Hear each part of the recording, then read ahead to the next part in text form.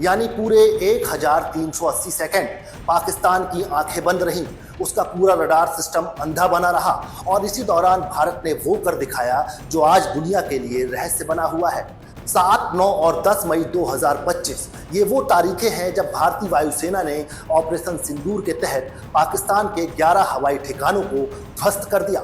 100 से ज्यादा आतंकवादी मारे गए और पाकिस्तान का हाईटेक चीनी डिफेंस सिस्टम वो तो डिजिटल डार्कनेस में फंसा रह गया। पाकिस्तान के पास चीन से खरीदा गया HQ-9 एयर डिफेंस सिस्टम था। ये वो सिस्टम है जो किसी भी आने वाले खतरे को सेकेंडों में ट्रैक करके उसे मार गिरा सकता है, लेकिन 23 मिनट तक ये सिस्टम कुछ भी नहीं कर पाया। क्यों? आप सोच रहे होंगे आखिर ऐसा क्या हुआ उन 23 मिनटों में? पाकिस्तान का हाईटेक एयर डिफेंस सिस्टम क्यों फेल हो गया? इस पूरे ऑपरेशन की रीढ़ थी रडार जैमिंग, यानी दुश्मन की आंखों में धूल झोंकने वाली तकनीक। रडार एक ऐसा सिस्टम है जो रेडियो तरंगे भेजता है और वो तरंगे जब किसी वस्तु से टकरा कर वापस आती हैं तो रडार उस वस्तु की दिशा, दूरी और स्पीड जान लेता है। रडार यानी रेडियो डिटेक्शन और रेंजिंग, एक तकनीक जो रेडियो तरंगों की मदद से किसी भी वस्तु की दूरी, दिशा और गति का पता लगाती है। ये रेडियो सिग्नल भेजता है जो किसी चीज से टकरा कर लौटते हैं और इसी से रडार तय करता है कि कौन कितनी दूरी पर है और किस दिशा में है।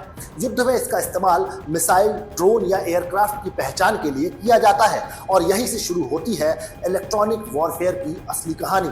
भारत ने इन 23 मिनटों में जो किया वो सिर्फ बम गिराना नहीं था, बल्कि दुश्मन के सिस्टम को उसकी आंखों के सामने अंधा करना था, यानी रडार जैमिंग। रडार जैमिंग का मतलब होता है दुश्मन के रडार की आंखों पर पट्टी बांधना, इलेक्ट्रोमैग्नेटिक सिग्नल्स को या तो दबा देना या ऐसा झांसा देना कि रडार असली और नकली के बीच फर्क ही ना कर सके।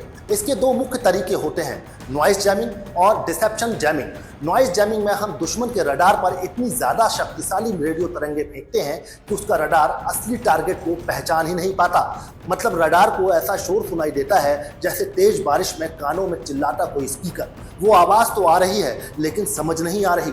दूसरा तरीका है डिसेप्शन जैमिंग। ये असली धोखे की तकनीक है। इसमें हम रडार को नकली सिग्नल भेजते हैं जो हूबहू असली टारगेट की तरह लगते हैं। रडार इन्हें ट्रैक करता है और असली खतरा आंखों के सामने से निकल जाता है, बिल्कुल जैसे जासूस फिल्मों में कोई एक दरवाजा खोलता है और असली बंदा दूसरी खिड़की से निकल जाता है।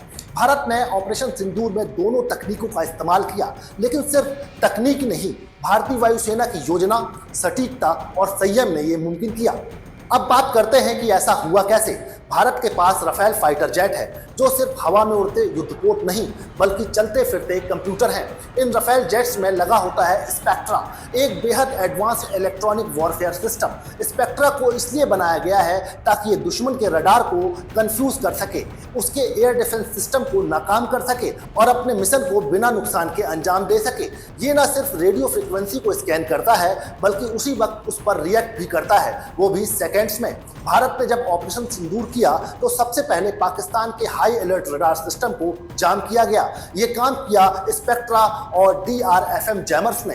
DRFM जैमर्स यानी डिजिटल रेडियो फ्रिक्वेंसी मेमोरी, ये एक ऐसी तकनीक है जिसमें दुश्मन के भेजे गए रडार सिग्नल को पकड़ा जाता है, उसे डिजिटल रूप से बदलकर वापस भेजा जाता है। नतीजा, दुश्मन को लगता है कि कोई एयरक्राफ्ट किसी और दिशा से, किसी और गति से आ रहा है, यानी भ्रम, धोखा और अंत में पराजय। इस दौरान भारत ने ब्रह्मोस सुपरसोनिक मिसाइल का भी इस्तेमाल किया जिसकी गति लगभग 1 किलोमीटर प्रति सेकंड है। ये मिसाइलें जमीन के बेहद करीब उड़ती हैं, सिर्फ 10 से 15 मीटर की ऊंचाई पर। इतनी कम ऊंचाई पर उड़ने का मतलब होता है कि रडार इन्हें सामान्य जमीनी शोर में भी पहचान ही नहीं पाता। अब सोचिए, एक तरफ रडार जाम है, दूसरी तरफ मिसाइल इतनी तेज और इतनी नीचे उड़ रही है कि कोई उसे पकड़ ही नहीं सकता।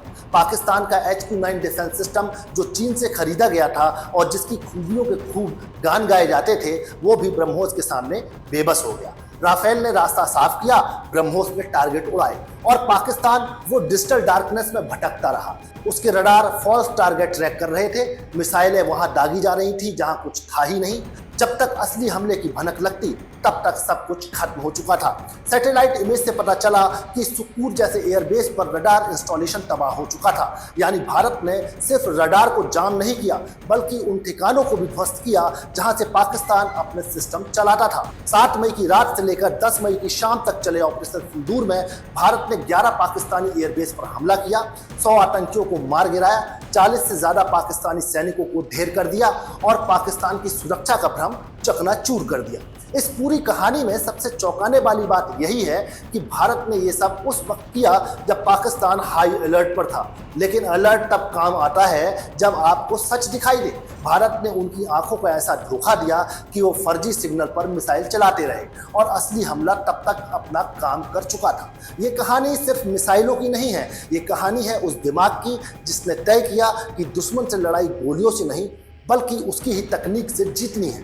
ये सिर्फ ऑपरेशन सिंदूर नहीं था, ये था भारत का संदेश कि हम शांति चाहते हैं, लेकिन अगर कोई देश हमें चुनौती देगा तो हम जवाब भी विज्ञान से देंगे और वीरता से भी देंगे। जय हिंद।